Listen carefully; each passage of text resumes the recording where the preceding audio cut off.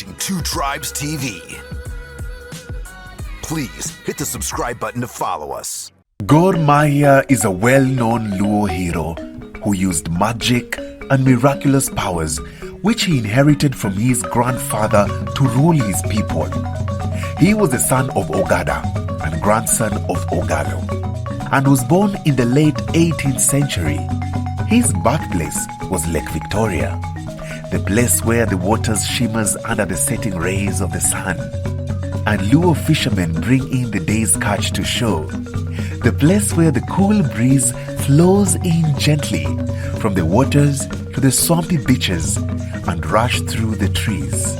His birth name was Gor Obunga, and he was raised like a normal child along with his siblings.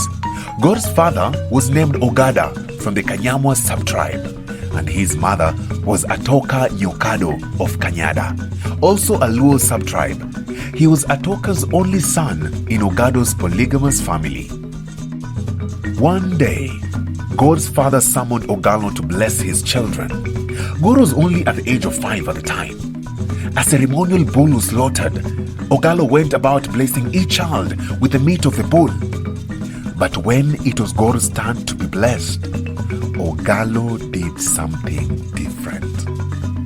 Instead of blessing him with the bull's meat, Ogalo gave him his mother's ashes to be buried in her heart.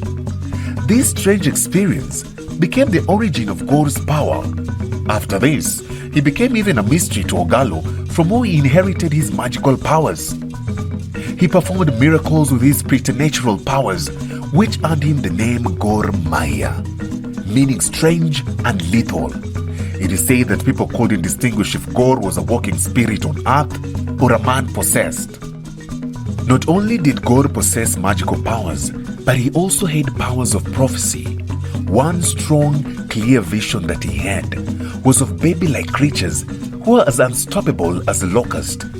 Unsettled and driven by this vision, he traveled to Karungu to warn the fierce warriors there against these creatures. As brave as they were for conquering their enemies, they were told they would be defeated should they confront such creatures. For these creatures possessed sticks that spat fire, guns. It was the foretelling of the white man's colonial conquest. This was but just an iota of his immeasurable power, and to this day, most of his power are shrouded in mystery. The full extent of his magic was so powerful that it still exhumes from his grave.